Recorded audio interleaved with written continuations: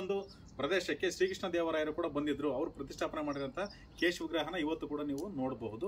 ಅತಿಶಯವಾದಂತಹ ಉಡವನ್ನ ಬೆನ್ನತ್ತಿ ಬೇಟೆಗಾರರು ನಾಯಿಗಳು ಮತ್ತೆ ಬಲೆಗಳ ಸಹಾಯದಿಂದ ಹಾಕಿ ಹಿಡಿಯಕ್ಕೆ ಹೋದ್ರೆ ಸಿಗೋದಿಲ್ಲ, ಜಿಗಿದು ಮುಂದೆ ಹೋಗ್ತಾ ಇರುತ್ತೆ. ಅವರು ತುಂಬಾ ಬಡವರವರು, ಬೋರಿ ರಂಗಜ್ಜ ಅಂತ ಹೇಳಿ ತುಂಬಾ ಬಡವರವರು.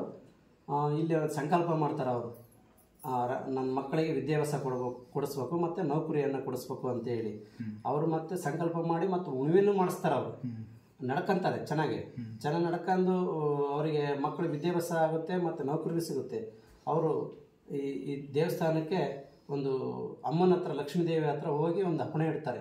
ಅಮ್ಮ, ನನಗೆ ಎಲ್ಲ ಅನುಕೂಲ ಮಾಡಿಕೊಟ್ಟಿದೆ, ನಾನು ನಿಮಗೆ ಒಂದು ಸೇವೆ ಮಾಡಬೇಕು ಅಂಥೇಳಿ ಹೂವಿನ ಪ್ರಸಾದ ಕೇಳ್ತಾರೆ. ನಮಸ್ತೆ ಸ್ನೇಹಿತರೆ, ನನ್ನ ಎಲ್ಲ ಸ್ನೇಹ ಬಂಧು ಮಿತ್ರರಿಗೆ ಮತ್ತು ನೆಚ್ಚಿನ ವೀಕ್ಷಕರಿಗೂ ನನ್ನ ಹೃತ್ಪೂರ್ವಕವಾದಂಥ ಧನ್ಯವಾದಗಳನ್ನ ಅರ್ಪಿಸ್ತೇನೆ. ಸ್ನೇಹಿತರೆ, ನಾವು ಕಳೆದ ಎಪಿಸೋಡಲ್ಲಿ ನಾವು ಹೇಳಿದ್ವಿ ನಿಮಗೆ ಚನ್ನಗಿರಿ ತಾಲೂಕಿನ ಹಳ್ಳಿಗಳ ಕಥೆಗಳನ್ನು ಕೂಡ ನಿಮಗೆ ಹೆಕ್ಕಿ ತರ್ತೇವೆ ಅಂತ ಹೇಳ್ಬಿಟ್ಟು. ನೀವೆಂದೋ ಕಂಡು ಕೇಳಿರದಂತಹ ಕಥೆಗಳು ಚನ್ನಗಿರಿಯಲ್ಲಿ ಒದಗಿ ಹೋಗಿರ್ತಕ್ಕಂಥ ಕಥೆಗಳನ್ನು ನಾವು ಇವತ್ತು ಹೆಕ್ಕಿ ತರ್ತಾ ಇದ್ದೀವಿ. ಅದರಂತೆ ನಮ್ಮ ಚನ್ನಗಿರಿ ತಾಲೂಕಿನ ಮೂಲವಾಗಿರ್ತಕ್ಕಂಥದ್ದು ಮತ್ತೆ ಚನ್ನಗಿರಿ ತಾಲೂಕಿನ ಮೇಲುಗರೆ ಅಂತ ಹೇಳ್ಬೋದು ಅಂತ ಒಂದು ರೋಚಕವಾದಂಥ ಎಪಿಸೋಡನ್ನು ಪ್ರಾರಂಭ ಮಾಡೋಂಥ ಸಮಯ ಬಂದೇ ಬಿಡ್ತು. ನಾವು ನೀವು ಮಾತು ಕೊಟ್ಟಿದ್ವಿ, ನೀವೆಂದು ಕಂಡು ಕೇಳಿರೋಂಥ ಇತಿಹಾಸವನ್ನು ನಾವು ಹೊರ ತರ್ತೀವಿ ಅಂತ ಹೇಳಿ. ಅದೇ ಥರ ಇವತ್ತು ನಾವು ಬಂದಿದ್ದೀವಿ. ಖಂಡಿತವಾಗಿ ನಾವು ಕೇಳಿರೋಕ್ಕೆ ಸಾಧ್ಯವಿಲ್ಲ. ನಮ್ಮ ಚನ್ನಗಿರಿ ತಾಲೂಕಿನ ಮುಕುಟಮಣಿ ಅಂತ ಹೇಳ್ಬೋದು. ಚನ್ನಗಿರಿ ತಾಲೂಕಿನ ದಿವ್ಯ ಸ್ಥಳ, ಮಹಾಮಹಿಮರು ಇದ್ದಂಥ ಸ್ಥಳ, ಮತ್ತೆ ದೇವರ ದೇವತೆಗಳು ಸಾಕ್ಷಾತ್ ಅವತರಿಸಿರೋಂಥ ಸ್ಥಳ. ಆ ಒಂದು ಪ್ರದೇಶಕ್ಕೆ ನಾನು ನಿಮ್ಮನ್ನು ಕರ್ಕೊಂಡು ಹೋಗ್ತಾ ಇದ್ದೀನಿ. ಆ ಯಾವ ಸ್ಥಳ ಅಂತ ಹೇಳ್ಬಿಟ್ಟು ನೀವು ನೋಡ್ಲಿಕ್ಕೆ ಕುತೂಹಲ ಇರ್ಬೋದು. ಆ ಸ್ಥಳವನ್ನು ನಾನು ತೋರಿಸಲಿಕ್ಕೆ ಕರ್ಕೊಂಡು ಹೋಗೋಂಥ ಸಮಯ ಬಂದೇ ಬಿಡ್ತು. ಬನ್ನಿ ಸ್ನೇಹಿತರೆ, ಹೋಗೋಣ ಅಲ್ಲಿಗೆನೆ. ಸ್ನೇಹಿತರೆ, ನಾವೀಗ ದೇವರಹಳ್ಳಿ ಕ್ಷೇತ್ರದಲ್ಲಿದ್ದೀವಿ. ನಿಮಗೆ ಸ್ಥಳೀಯರು ಇರ್ತಕ್ಕಂಥ ದೇವರಹಳ್ಳಿ ಕ್ಷೇತ್ರ ಇರ್ತಕ್ಕಂಥದ್ದು ಇಲ್ಲಿ ರಾಜ್ಯ ಹೆದ್ದಾರಿ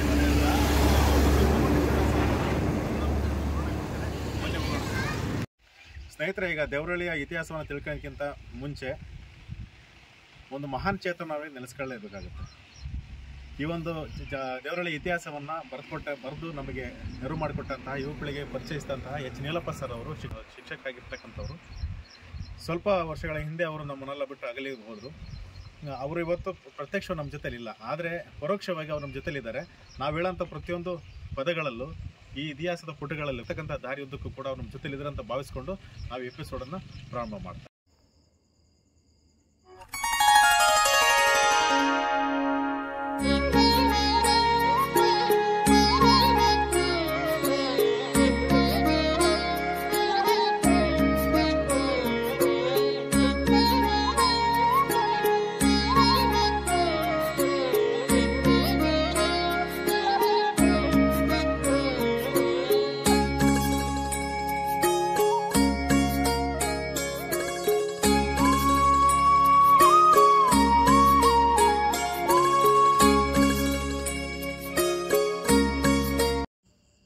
ಹೇಗೆ ಹೇಳಲು ರಂಗನಾಥನೇ ನಿನ್ನ ದಿವ್ಯ ಮಹಿಮೆಯ, ಹೇಗೆ ಹಾಡಲಿ ನಿನ್ನ ಕರುಣವಾ ಸ್ವಾಮಿ ಉಡುಗಿರಿ ವಾಸನೆ, ಸ್ವಾಮಿ ಉಡುಗಿರಿ ವಾಸನೆ.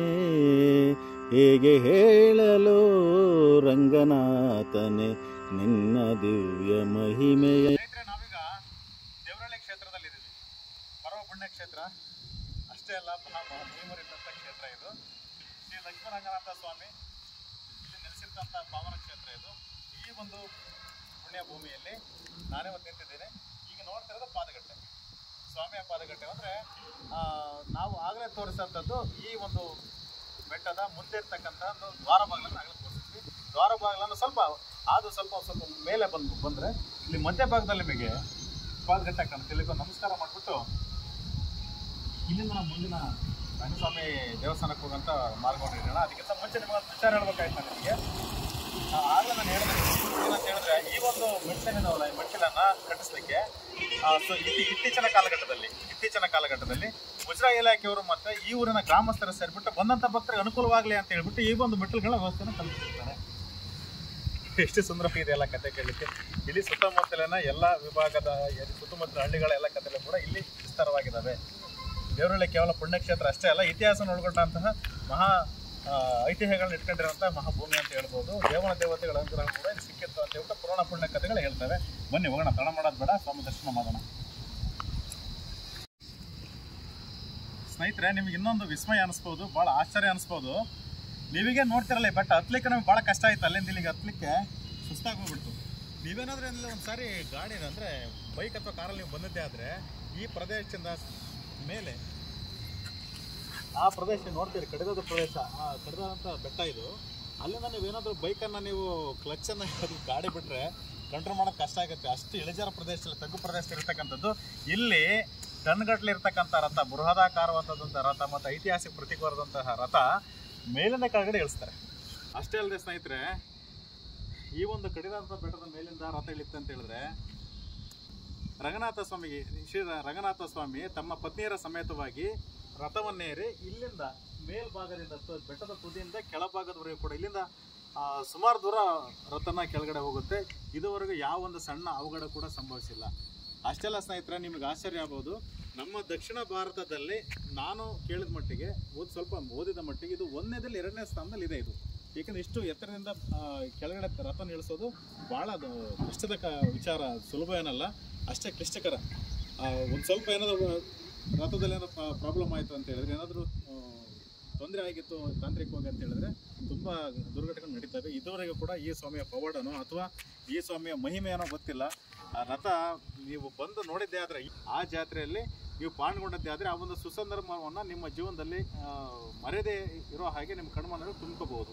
ಸ್ನೇಹಿತರೆ, ನಾವೀಗ ಹುಡುಗರಿ ಕ್ಷೇತ್ರದ ಪ್ರಾರಂಭಿಕ ಅಂತ ಘಟ್ಟಕ್ಕೆ ಬಂದಿಟ್ಟಿದ್ದೀವಿ. ಇಲ್ಲಿ ಪ್ರಾರಂಭಿಕ ಘಟ್ಟ ಐತಿಹ್ಯದ ಗುರುತಿನಂತೆ, ಆಯ್ತರ ಐತಿಹ್ಯದ ಗುರುತಿನಂತೆ. ಈಗ ನೀವು ನೋಡ್ಬೋದು, ಇಲ್ಲಿ ದೇವರ ದೇವತೆಗಳಲ್ಲಿ ನೆಲೆಸಿರೋಂಥದ್ದು ಸಿಕ್ಕಾಪಟ್ಟೆ ದೇವಸ್ಥಾನಗಳಿದ್ದಾವೆ. ಇಲ್ಲಿ ಬಂದ್ಬಿಟ್ರೆ ನೀವು ಶಾಕ್ ಆಗ್ಬಿಡ್ತೀರಿ, ಇಷ್ಟೊಂದು ದೇವಸ್ಥಾನಗಳು ಇಲ್ಲಿದಾವ ಅಂತ. ನಾವೀಗ ಈ ಹುಡುಗಿ ರಂಗನಾಥ ಸ್ವಾಮಿಯ ಸನ್ನಿಧಾನದ ಪ್ರಾರಂಭಿಕ ಹಂತದಲ್ಲಿ ನೋಡಬೇಕಂಥದ್ದು ಭಾಳ ಪುರಾತನವಾಗಿರ್ತಕ್ಕಂಥದ್ದು. ಭಕ್ತಗ್ರೇಸರಾದ ಶ್ರೀರಾಮನ ಬಂಟ, ನಮ್ಮ ರಾಮಾಯಣದ ಹೀರೋರಿ ಆಂಜನೇಯನ ಮುಖ್ಯ ಪ್ರಾಣ ದೇವಸ್ಥಾನದಲ್ಲಿ ಇದ್ದೀವಿ. ಶ್ರೀರಾಮನ ಬಂಟನಿರ್ತಕ್ಕಂಥ ಹನುಮಂತ ನೋಡಿ, ಈ ಒಂದು ಕ್ಷೇತ್ರವನ್ನು ರಕ್ಷಣೆ ಮಾಡಲಿಕ್ಕೆ ಪ್ರಾರಂಭಿಕ ಹಂತದಲ್ಲೇ ಇಲ್ಲಿ ನೆಲೆಗೊಂಡಿದ್ದಾರೆ. ಅಷ್ಟೇ ಅಲ್ಲ, ಭಕ್ತಗ್ರೇಸರಾಗಿರ್ತಕ್ಕಂತಹ ಆಂಜನೇಯನ ಜೊತೆಗೆ ಆ ಭಾಗದಲ್ಲಿ ಸಂಜೀವಪ್ಪನ ದೇವಸ್ಥಾನ ಅಂತ ಹೇಳ್ತಾರೆ. ಐತಿಹ್ಯ ಉಲ್ಲೇಖ ಆಗಿರೋದು ಇದು. ನೀವು ಹೇಳ್ತಕ್ಕಂಥದ್ದಲ್ಲ, ಯಾವುದು ಕಟ್ಟುಕತೆ ಅಲ್ಲ. ಭಾರತದ ಅಂದರೆ ಬ್ರಿಟಿಷ್ ಸರ್ಕಾರದ ಆಗಿನ ಭಾರತದ ಮೊಟ್ಟ ಮೊದಲ ಸರ್ವೇಯರ್ ಜನರಲ್ ಆಗಿರ್ತಂತಹ ಮೆಕೆಂಜಿ ಅವರು, ಕರ್ನಲ್ ಮೆಕೆಂಜಿ ಅವರ ಕೈಫಿಯತ್ತಲ್ಲಿ ಉಲ್ಲೇಖ ಆಗಿರೋಂಥದ್ದನ್ನು ನಾನು ನಿಮಗೆ ಹೇಳ್ತಾ ಇದ್ದೀನಿ. ಆಯ್ತಾ, ಇವೆಲ್ಲವನ್ನು ಕೂಡ ನೀವು ನೋಡ್ಬೋದು. ಕೈಫಿಯತ್ತಲ್ಲಿ ಖಂಡಿತವಾಗಿ ಎಲ್ಲ ಸಿಗುತ್ತೆ. ಅದಪ್ಪನ ದೇವಸ್ಥಾನ ಅಂತ ಉಲ್ಲೇಖ ಆಗಿದೆ. ಸೊ ಅದೇ ಸಂಜೀವಪ್ಪನ ದೇವಸ್ಥಾನ. ಮತ್ತು ಭಕ್ತಗ್ರೇಸರು, ಇವರೊಬ್ಬರು ಕೂಡ ಭಕ್ತಗ್ರೇಸರು, ಇಬ್ಬರು ಕೂಡ ಭಕ್ತರು, ರಾಮನ ಬಂಟರು. ಅವರ ಒಂದು ಸನ್ನಿಧಾನವನ್ನು ಕಾಯಲಿಕ್ಕೆ, ದುಷ್ಟಶಕ್ತಿಗಳನ್ನ ನಿಗ್ರಹ ಮಾಡಲಿಕ್ಕೆ ಇಲ್ಲಿ ಬಂದು ನೆಲೆಸಿದ್ದಾರೆ ಅನ್ನೋದೊಂದು ಪ್ರತೀತಿಯಾಗಿ ಕಾಣುತ್ತೆ ನಮ್ಗೆ. ಆಯ್ತಾ, ಬನ್ನಿ ಮುಂದೆ ಹೋಗೋಣ. ಸಾಕಷ್ಟು ಕುತೂಹಲಕಾರಿ ವಿಷಯಗಳಿವೆ. ಅಷ್ಟೇ ಅಲ್ಲ ಸ್ನೇಹಿತರೆ, ಈ ಒಂದು ಆಂಜನೇಯನ ದೇವಸ್ಥಾನವನ್ನು, ಈ ಒಂದು ಹನುಮಪ್ಪನ ದೇವಸ್ಥಾನವನ್ನು ಒಳಕಲ್ಲು ಹನುಮಪ್ಪ ಅಂತಲೂ ಕೂಡ ಕರೀತಾರೆ. ಐತಿಹ್ಯ ಇರೋದು ಒಳಕಲ್ಲು ಹನುಮಪ್ಪ ಅಂತಲೂ ಕೂಡ ಕರೀತಾರೆ.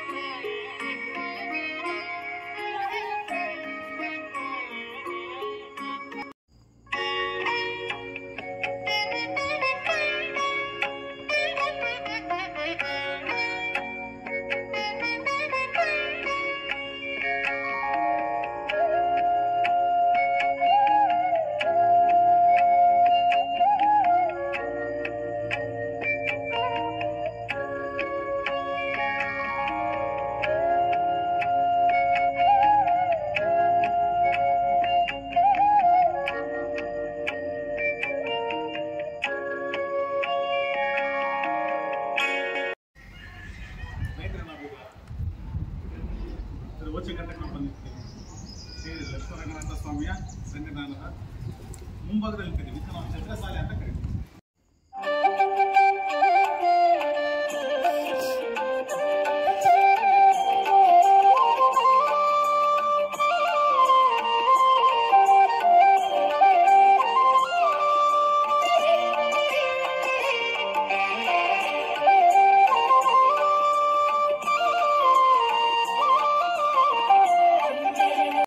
ನಾವೀಗ ನಿಂತಿರೋಂಥದ್ದು ಲಕ್ಷ್ಮೀ ರಂಗನಾಥ ಸ್ವಾಮಿ ಸನ್ನಿಧಾನ.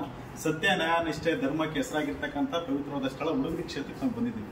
ಈಗ ಆಲ್ರೆಡಿ ನಾವು ದೇವಸ್ಥಾನ ಮುಂಭಾಗದಲ್ಲಿ ನಿಂತಿದ್ದೀವಿ. ಈಗ ಮುಂದಿನ ಪ್ರಾಂಗಣಕ್ಕೆ ಹೋಗುವಂಥ ಸಮಯ ಆಯ್ತಾ. ಅದಕ್ಕಿಂತ ಮುಂಚೆ ಇಲ್ಲಿರ್ತಕ್ಕಂಥ ಐತಿಹಾಸಿಕ ದಾಖಲಾತಿಗಳನ್ನ ನೀವು ತೋರಿಸ್ಬೇಕಲ್ವಾ, ಕುತೂಹಲ ನಿಮಗಿದೆ ಅಲ್ವಾ. ಇವತ್ತಿನ ಕಾಲಘಟ್ಟದಲ್ಲ ಇದು, ಪುರಾಣ ಪುಣ್ಯಕಥೆಗಳು ಇರ್ತಕ್ಕಂಥ ಕಾಲದಲ್ಲಿ ಉದ್ಭವ ಆಗಿರ್ತಕ್ಕಂಥ ಅತಿ ಲಿಂಗ ಇಲ್ಲಿದೆ. ಹರಿಹರರು ಸಮಾನರಾಗಿ ಹರಿಹರ ಲಿಂಗರೂಪಿಯಾಗಿ ಧಾರಣೆಯಾಗಿ ಇಲ್ಲಿ ನೆಲೆಯುತ್ತಂತ ಕ್ಷೇತ್ರ. ಈ ಕ್ಷೇತ್ರಕ್ಕೆ ಹೋಗೋ ಮುನ್ನ ನಿಮ್ಗೆ ಒಂದಿಷ್ಟು ವಿವರಣೆ ಕೊಡ್ಲಿಕ್ಕೆ ಇಷ್ಟಪಡ್ತೀನಿ ಸ್ನೇಹಿತರೆ. ಲಕ್ಷ್ಮೀನಾರಾಯಣ ಸರಿತ ನಮ್ಮ ಮುಂಭಾಗದಲ್ಲಿ ಇರ್ತಕ್ಕಂಥದ್ದು ಗರುಡ ವಾಹನ, ಆತನ ನೆಚ್ಚಿನ ಗರುಡ ಸ್ವಾಮಿಯ ವಾಹನವನ್ನ ಇಲ್ಲಿ ಪ್ರತಿಷ್ಠಾಪನೆ ಮಾಡಲಾಗಿದೆ. ಕೈ ಮುಗಿದು ಸ್ವಾಮಿಗೆ ನಮಸ್ಕಾರ ರೈತ ಇದು ನಮಗೆ ಗೋಚರಿಸುತ್ತೆ. ತದನಂತರ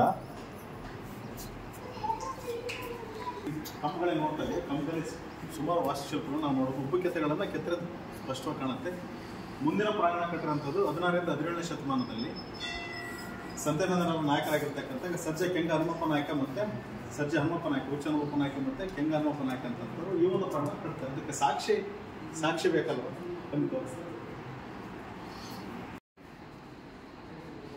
ಸ್ನೇಹಿತರೆ, ಇತಿಹಾಸದ ಉಲ್ಲೇಖ ಪ್ರಕಾರವಾಗಿ ಈ ಒಂದು ರಂಗನಾಥ ಸ್ವಾಮಿ ದೇವಾಲಯದ ಮುಂಭಾಗಿ ಪ್ರಾಂಗಣವನ್ನು ಕಟ್ಟಿಸಿದ್ದು ಸರ್ಜ ಹುಚ್ಚ ಹನುಮಪ್ಪ ನಾಯಕ ಮತ್ತು ಕೆಂಗನಪ್ಪ ನಾಯಕ ಅಂತ ನಮಗೆ ಉಲ್ಲೇಖ ಸಿಗುತ್ತೆ. ಅದು ಮೆಕೆಂಜಿ ಅವರ ಕೈಫೆತ್ತಲ್ಲಿ. ಅದೇ ರೀತಿಯಾಗಿ ಇದು ಸರ್ಜ ಹುಚ್ಚ ಹನುಮಪ್ಪ ನಾಯಕರವರ ಶಿಲ್ಪ. ಇದು ಅವರು ಕಟ್ಟಿಸಿದ್ರ ಅನ್ನೋದಕ್ಕೆ ಇದೊಂದು ದಾಖಲಾತಿ. ಕೈ ಮುಗಿದು ತಮ್ಮ ಮಹಿಮೆಯನ್ನು, ಈ ರಂಗನಾಥ ಸ್ವಾಮಿ ಮಹಿಮೆಯನ್ನು ಅರ್ಥ ಮಾಡ್ಕೊಂಡಂಥ ಹುಚ್ಚ ಹನುಮಪ್ಪನ ನಾಯಕರು ತಮ್ಮ ಶಿಲಾಂಗ ಕೆತ್ಸ್ಕೊಂತಾರೆ. ಆದರೆ ಇದೊಂದು ನಿಮಗೆ ಇನ್ನೊಂದು ಕಥೆ ಹೇಳ್ತೀನಿ ನಾನು ನಿಮಗೆ, ಭಾಳ ಆಶ್ಚರ್ಯ ಅನಿಸುತ್ತೆ ನಿಮಗೆ.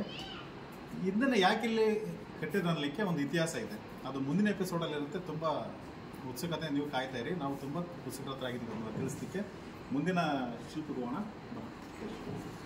ಬನ್ನಿ. ಜೈರಾಗ ಸಂತೆಬೆನ್ನೂರ ನಾಯಕರಾಗಿರ್ತಕ್ಕಂಥ ಸುಮಾರು 16-17ನೇ ಶತಮಾನದಲ್ಲಿ ಸಂತೆಬೆನ್ನೂರನ್ನು ಆಳಿದಂತಹ ನಾಯಕ ವಂಶದ ಕೆಂಗ ಹನುಮಪ್ಪ ನಾಯಕರ ಸರ್ಜ ಕೆಂಗ ಹನುಮಪ್ಪ ನಾಯಕರ ವಿಗ್ರಹ. ಅದನ್ನು ಇಲ್ಲಿ ಸ್ಪಷ್ಟವಾಗಿ ಕೆತ್ತಲಾಗಿದೆ. ಅವರೊಂದು ಕಾಲಘಟ್ಟದಲ್ಲಿ ಇವರನ್ನು ನಿರ್ಮಾಣ ಮಾಡ್ತಾರೆ. ಸರ್ಜಾ ಹುಚ್ಚ ಹನುಮಪ್ಪ ನಾಯಕ ಅಂತ ತರೀಕೆರೆಯಲ್ಲಿ ಬಾಳಿಗರನಾಗಿ ನಾಯಕತ್ವವನ್ನು ಮಾಡ್ತಾ ಇರ್ತಾರೆ. ಅವರು ಒಂದ್ಸರಿ ಇಲ್ಲಿ ಬಂದಾಗ ಇಲ್ಲಿ ನಡೆದಂಥ ಒಂದು ಪವಾಡ ಸದೃಶವಾದ ಕಥೆಯನ್ನು ನಾನು ಮುಂದೆ ಹೇಳ್ತೇನೆ, ಮುಂದಿನ ಎಪಿಸೋಡಲ್ಲಿ ಹೇಳ್ತೀನಿ. ಇಲ್ಲಿ ನೋಡ್ತಿರ್ಬೋದು ಸ್ವಾಮಿ ಅಶ್ವರೂಢರಾಗಿ ಹೋಗುವಂಥ ಕುದುರೆ ನೋಡ್ತಿರ್ಬೋದು. ಇದು ಮೇಲ್ನೋಟಕ್ಕೆ ನಿಮಗೆ ಕುದುರೆ ಆಕಾರ ಕಂಡರೂ ಕೂಡ ಇದನ್ನು ಇತಿಹಾಸ ಉಲ್ಲೇಖವಾಗಿ ಪೂರ್ಣ ಮತ್ತು ಪುಣ್ಯಕಥೆಗಳು ಏನು ಹೇಳ್ತವೆ ಅಂತ ಹೇಳಿದ್ರೆ, ಗರುಡ ವಾಹನ ಏನಿದೆ ಅಶ್ವರೂಪದಲ್ಲಿ ಬಂದು ನೆಲೆಸಿರೋಂಥದ್ದು. ಉಲ್ಕಮುಖ ಅಂತಕ್ಕಂಥ ಒಬ್ಬ ರಾಕ್ಷಸನ ಸಂಹಾರಕ್ಕೆ ಅವತಾರವೆತ್ತಿ ಬಂದಂಥ ರಂಗಸ್ವಾಮಿ ಅಶ್ವದ ತನ್ನ ವಾಹನವಾಗಿರ್ತಕ್ಕಂಥ ಗರುಡವು ಒಂದು ಅವತಾರವನ್ನು ತಾಳ್ಬಿಟ್ಟು ಉಲ್ಕಮುಖನ ಸಂಹಾರ ಮಾಡಿರೋಂಥ ಇತಿಹಾಸ ಇಲ್ಲಿ ನಮಗೆ ಸಿಗ್ತಾ ಹೋಗುತ್ತೆ. ಇದು ಬಿಳಿ ಕುದುರೆ ಅಂತಲೂ ಕೂಡ ಕರೀತಾರೆ. ಇದರದ್ದು ಒಂದು ರೋಚಕವಾದ ಎಪಿಸೋಡ್ ನಿಮಗೋಸ್ಕರ ಕಾದಿದೆ. ಮುಂದೆ ಕಾತರದಿಂದ ಕಾಯ್ತಾ ಇರಿ. ಇದೊಂದು ರೋಚಕ ಎಪಿಸೋಡನ್ನು ನಿಮಗೆ ತೋರಿಸ್ಕೊಡ್ತೇವೆ.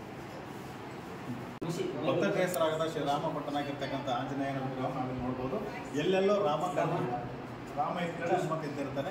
ನೀವು ರಾಮನ ಕೇಳಿರ್ಬೋದು, ಎಲ್ಲಿ ರಾಮನ ಅಲ್ಲಿ ಹನುಮನು, ಎಲ್ಲಿ ಹನುಮನ್ ಅಲ್ಲಿ ರಾಮನ ಅಂತ ಹೇಳ್ಬಿಟ್ಟು ಶ್ರೀರಾಮ ಇದ್ದ ಕಡೆ, ಶ್ರೀರಾಮನ ಅವತಾರಗಳಿದ್ದ ಕಡೆ ಹನುಮಂತ ಸಾಕ್ಷಾತ್ಕಾರವಾಗಿ ಇಲ್ಲಿ ಕಾಣಿಸ್ತಾನೆ. ಯಾವುದೋ ಒಂದು ರೂಪದಲ್ಲಿ ಇಲ್ಲಿ ಕೆತ್ತಿರ್ತಾರೆ. ಸೊ ಅದೇ ರೀತಿ ಮುಂದೆ ಹೋದಾಗ ಇಲ್ಲಿ ಶ್ರೀರಾಮನ ವಿಗ್ರಹ ನೋಡಿ, ಅಕ್ಕಪಕ್ಕದಲ್ಲಿ ರಾಮನ ಬಂಟ ಹನುಮಂತನ ಪಕ್ಕ ಶ್ರೀರಾಮ ಇಲ್ಲಿ ಕೂಡ ನಿಮಗೆ ಕಾಣಿಸಿರ್ತಾರೆ. ಅದೇ ಅಲ್ಲದೆ ರಾಮನ ಪಕ್ಕದಲ್ಲಿ ಆತನ ಈ ರಂಗಸ್ವಾಮಿಯ ಈ ಒಂದು ವಿಷ್ಣುವನ ವಾಹನವಾಗಿರ್ತಕ್ಕಂಥ ಗರುಡ ದೇವ ಇಲ್ಲೇ ನಿಮಗೆ ಕಾಣ್ತಾನೆ.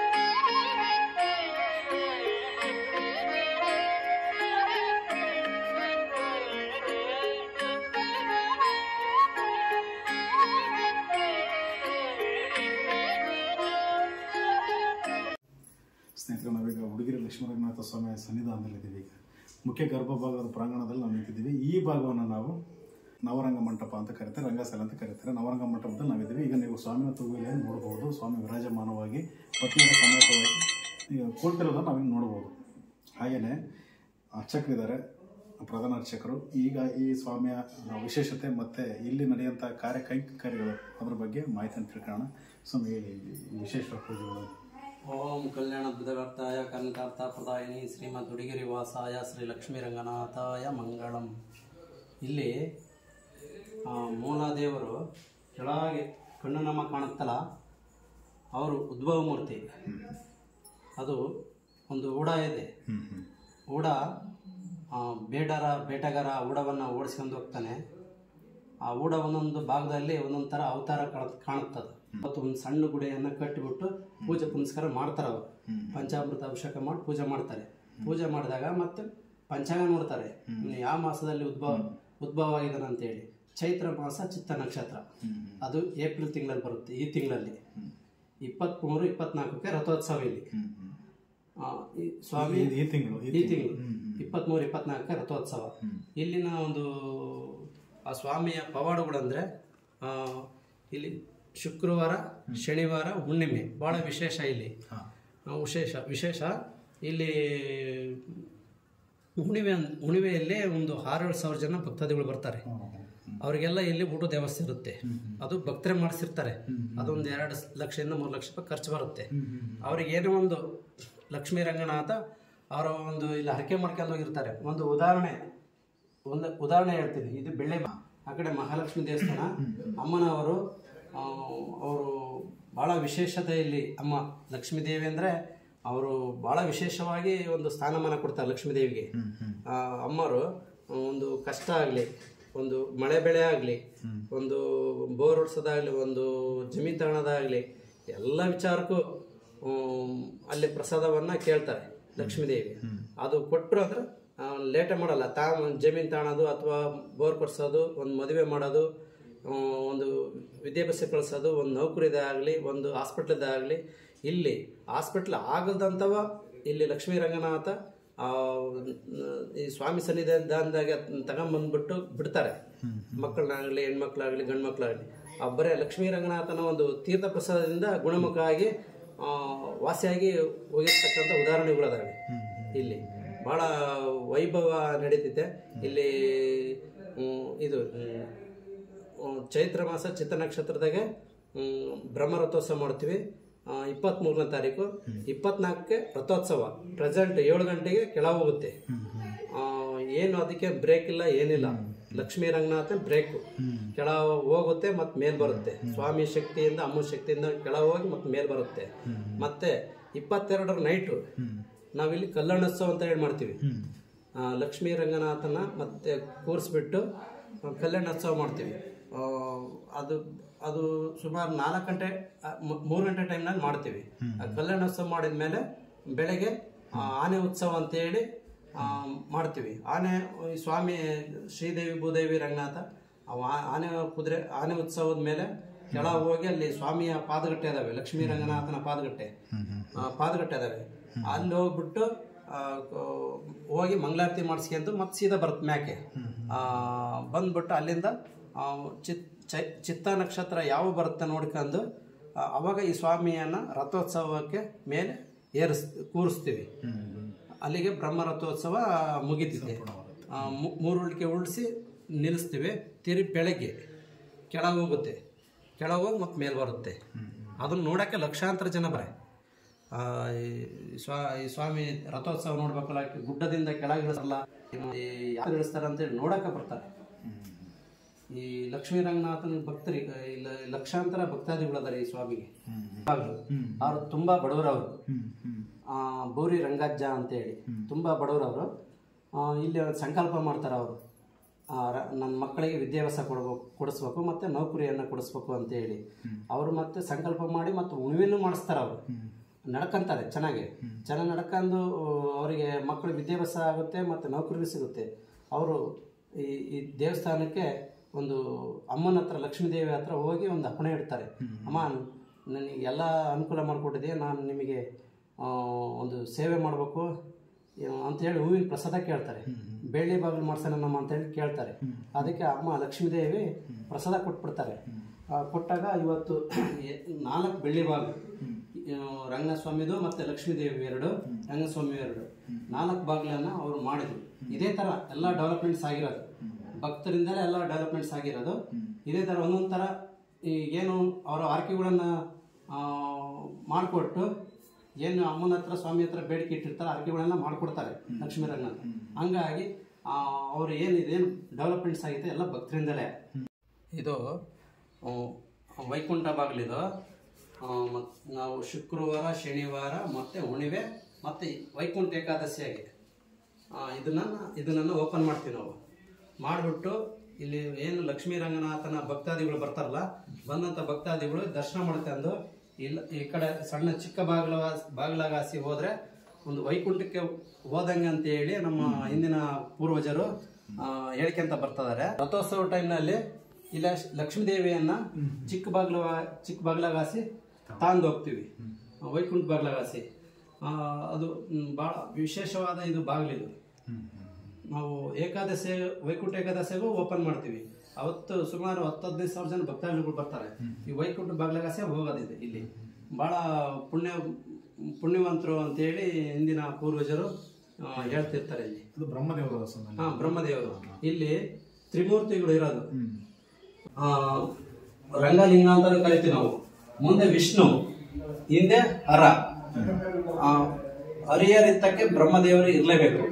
ಹಂಗಾಗಿ ಬ್ರಹ್ಮದೇವರವನ್ನ ಪ್ರತಿಷ್ಠಾಪನೆ ಮಾಡಿದ್ವಿ ನಾವು.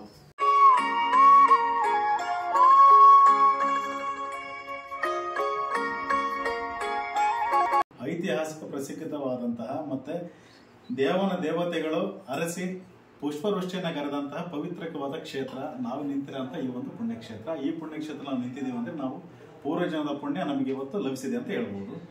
ಇವತ್ತು ಸ್ವಾಮಿಯ ಮುಂಭಾಗದಲ್ಲಿ ನಾವು ಬಂದು ನಿಂತಿದ್ದೀವಿ. ಉದ್ಭವ ಮೂರ್ತಿ ಅದು ಮುಂದೆ ನಿಂತಿದ್ದೀವಿ. ಈ ಉದ್ಭವ ಮೂರ್ತಿಯ ಹಿಂಭಾಗದಲ್ಲಿ ಇರ್ತಕ್ಕಂಥದ್ದು ಬೇಟರಂಗಪ್ಪ ಅಂತ ಕರೀತಾರೆ. ಇದಕ್ಕೊಂದು ಇತಿಹಾಸ ಇದೆ, ಮೂಲದ ಒಂದು ಇತಿಹಾಸ ಇದೆ. ನಮ್ಮ ಕರ್ನಾಟಕ ರಾಜ್ಯದ ರಮಾರಮಣ, 3 ರಾಯರ ಗಂಡ, ವಿಜಯನಗರ ಸಾಮ್ರಾಜ್ಯದ ಪ್ರಖ್ಯಾತ ದೊರೆಯಾಗಿರ್ತಕ್ಕಂಥ ಯಾರು ಗೊತ್ತಾಯ್ತಾ? ಶ್ರೀಕೃಷ್ಣ ದೇವರಾಯರು ಇಲ್ಲಿ ಭೇಟಿ ಕೊಟ್ಟಿದ್ರು. ನೀವು ನಂಬಲಿಕ್ಕೂ ಕೂಡ ಸಾಧ್ಯ ಇಲ್ಲ. ಇಷ್ಟು ಪಾವನ ಪುಣ್ಯಕ್ಷೇತ್ರವಾಗಿರ್ತದನ್ನ ಇಲ್ಲಿರ್ತಕ್ಕಂಥ ರಂಗನಾಥ ಸ್ವಾಮಿ ಮಹಿಮೆಯೇ ವಿಜಯನಗರ ಸಾಮ್ರಾಜ್ಯದ ಅರಸು ಶ್ರೀಕೃಷ್ಣ ದೇವರಾಯರಿಗೆ ಗೊತ್ತಿತ್ತು. ಶ್ರೀಕೃಷ್ಣ ದೇವರಾಯ ಇಲ್ಲಿ ಬರ್ತಾರೆ. ಸ್ವಾಮಿ ಚಿಕ್ಕದಾಗಿ ಕಾಣ್ತಾ ಇರುತ್ತೆ. ಆ ಮೂರ್ತಿಯನ್ನ ಸ್ವಲ್ಪ ಬಂದಂತ ಭಕ್ತರಿಗೆ ಕಾಣಲಿ ಅನ್ನೋ ಉದ್ದೇಶದಿಂದ ಮೇಲೆ ಕೇಶ ವಿಗ್ರಹವನ್ನು ನಿರ್ಮಾಣ ಮಾಡ್ತಾರೆ ಅನ್ನೋದು ಉಲ್ಲೇಖ ಇದೆ.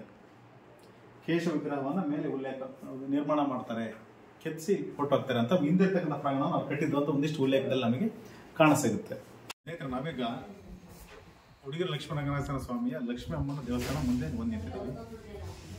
ಈ ಲಕ್ಷ್ಮೀ ದೇವಿಯ ದೇವಸ್ಥಾನದ ವಿಶೇಷತೆ ಏನಂತ ಹೇಳಿದ್ರೆ, ಇಲ್ಲಿ ಸುತ್ತಮುತ್ತಲಿನ ಗ್ರಾಮಸ್ಥರು ಅವರ ಸ್ಥಿರಚರ ಆಸ್ತಿಗಳನ್ನ ಕೊಳ್ಳುವಾಗ ಅಥವಾ ಮಾರಾಟ ಮಾಡುವಾಗ ಈ ಸ್ವಾಮಿ ಈ ಒಂದು ತಾಯಿಯ ಆಶೀರ್ವಾದ ಇಲ್ಲದೆ ಒಂದು ಹೂವಿನ ಪ್ರಸಾದದ ಮೂಲಕ ಇಲ್ಲಿ ಅರ್ಪಣೆಯನ್ನ ಆಗ್ತದೆ. ಇಲ್ಲಿ ಅದನ್ನ ಕೇಳದೇನೆ ಯಾವನು ಕೂಡ ಮುಂದುವರಿಯೋದಿಲ್ಲ. ಈ ಮಹಾತಾಯ ಕೃಪಾ ಕಟಾಕ್ಷದಂತೆ ಇಲ್ಲಿ ಎಲ್ಲರೂ ಕೂಡ ಬದುಕ್ತಾರೆ. ನೀವು ಅಲ್ಲಿ ನೋಡ್ಬೋದು ಮಾತಾಯಿ ಹೆಂಗಿದ್ದಾಳೆ ಅಂತ ಹೇಳಿದ್ರೆ, ಒಂದು ಕೈಲಿ ಅಭಯಾಸ್ತವನ್ನ ಭಕ್ತರಿಗೆ ಹೊರನ್ನು ಕೊಡೋ ರೀತಿ ನಿಂತಿರೋಂಥದ್ದು. ಅದು ವಿಶೇಷವಾಗಿರೋಂಥ ಮೂರ್ತಿ ಚಿಕ್ಕದಾದ್ರೂ ಕೂಡ ಕೀರ್ತಿ ದೊಡ್ಡದು ಅನ್ನೋ ರೀತಿ. ಅಷ್ಟು ಇಲ್ಲಿ ನೀವು ಎಲ್ಲಿ ಕೇಳಿದ್ರು ಕೂಡ ಲಕ್ಷ್ಮಣ ಪಾಡ ತುಂಬಾನೇ ಇದೆ. ಇಲ್ಲಿ ನಂಬಿದಂಥವ್ರು, ಇಲ್ಲಿ ನಡ್ಕೊಂಡಂಥವ್ರು ತುಂಬಾ ಚೆನ್ನಾಗಿ ಬದುಕಿದ್ದಾರೆ ಅಂತ ಹೇಳ್ಬಿಟ್ಟು ನಾವು ಇಲ್ಲಿ ನೋಡ್ಬೋದು. ಅಂದಿನ ಕಾಲದಿಂದ ಇವತ್ತಿನ ಕಾಲದವರೆಗೂ ಕೂಡ ನಾವು ಆ ಒಂದು ಭಕ್ತಿ ಇವತ್ತು ಕೂಡ ಭಕ್ತಿಯ ಪರಾಕಾಷ್ಠೆ ಸ್ವಲ್ಪನೂ ಕೂಡ ಕಡಿಮೆ ಆಗಿಲ್ಲ. ಅಷ್ಟೆಲ್ಲ ಸ್ನೇಹಿತರೆ, ಒಂದು ವಿಶೇಷ ತೋರಿಸ್ತೀನಿ ನಮಗೆ. ನೀವೀಗ ನೋಡ್ತಾ ಇದ್ದೀರಿ ಲಕ್ಷ್ಮಣ ದೇವಸ್ಥಾನ, ಅದ್ರ ಮುಂದೆ ಇರ್ತಕ್ಕಂಥದ್ದು ಈ ಒಂದು ಕಲ್ಲಕಂಬದಲ್ಲಿ ಮಹಾಭಕ್ತೆಯಾದಂಥ ಗಿರಿಯಮ್ಮನ ವಿಗ್ರಹವನ್ನ ಕೆತ್ತಿರುವಂಥದ್ದು. ಇದು ಉಲ್ಲೇಖ ಆಗಿದೆ ಕೂಡ. ಇದು ಗಿರಿಯಮ್ಮನ ವಿಗ್ರಹ, ಭಕ್ತ ಗ್ರೇಸಿ ಆಗಿರ್ತಕ್ಕಂಥ ಗಿರಿಯಮ್ಮನ ವಿಗ್ರಹವನ್ನು ಇಲ್ಲಿ ಕೆತ್ತಿರೋದು. ತದನಂತರ ಇಲ್ಲಿ ನೀವು ನೋಡ್ಬೋದು, ಈ ಒಂದು ಉಡುಗಿರಿ ಬೆಟ್ಟದಲ್ಲಿ ಉಡುಗಿರಿ ರಂಗನಾಥ ಸ್ವಾಮಿ ಸನ್ನಿಧಾನದಲ್ಲಿ ರಂಗನಾಥ ಸ್ವಾಮಿ ಪೂರ್ವ ಮುಖವಾಗಿದ್ರೆ ಲಕ್ಷ್ಮಿಯ ಒಂದು ವಿಗ್ರಹ ಏನಿದೆ ಪಶ್ಚಿಮ ಮುಖವಾಗಿದೆ ಅಂತ ಹೇಳ್ತಾರೆ. ಆದ್ರೆ ನಾವು ವಾಸ್ತವನ್ನ ನೋಡಿದ್ರೆ ರಂಗನಾಥ ಸ್ವಾಮಿ ಎದುರು ಭಾಗದಲ್ಲೇ ಲಕ್ಷ್ಮಣ ನಾವು ಕಾಣ್ಬೋದು. ಹಿಂದೆ ಮುಂದೆ ದೇವಸ್ಥಾನ ಇಲ್ಲ. ಇದು ನೋಡ್ಲಿಕ್ಕೆ ನಾವು ಹಿಂದೆ ಮುಂದೆ ದೇವಸ್ಥಾನ ಕಂಡ್ರು ಕೂಡ ಈ ದೇವಸ್ಥಾನದ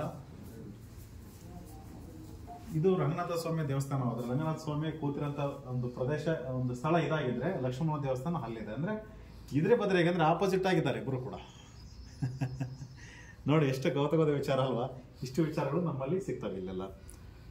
ಬನ್ನಿ, ಇದಾದ್ಮೇಲೆ ಇಲ್ಲಿ ಒಂದು ನಾಗರಕಟ್ಟೆ ಇದೆ. ಸುಮಾರು ವರ್ಷಗಳ ಹಿಂದಿನ ನಾಗರಕಟ್ಟೆ. ಇದು ನಿರ್ಮಾಣ ಆಗಿರೋದು ನಮಗೆ ಉಲ್ಲೇಖ ಇಲ್ಲ, ಆದರೆ ಇದರ ಶಕ್ತಿ ತುಂಬ ಅಪಾರವಾದಂತ ಇಲ್ಲಿ ಸ್ಥಳೀಯರು ನಂಬಿದ್ದಾರೆ. ಇಲ್ಲಿ ಭಜನೆಗಳು, ಪ್ರವಚನಗಳು, ಪುಣ್ಯಕಥೆಗಳ ಆರಾಧನೆ ತುಂಬಾ ನಡೆಯುತ್ತೆ ಇಲ್ಲಿ. ಚನ್ನಗಿರಿ ತಾಲೂಕಿನ ಅತಿ ಮುಖ್ಯವಾದ ಮತ್ತೆ ಚನ್ನಗಿರಿ ತಾಲೂಕಿನ ಅತಿ ಭವ್ಯವಾದ ಮತ್ತೆ ಈ ಭಕ್ತಿಯ ಒಂದು ಶ್ರೀಮಂತಿಕೆ ಇರೋದು ದೇವರಹಳ್ಳಿ ಅಂತ ಹೇಳ್ಬೋದು.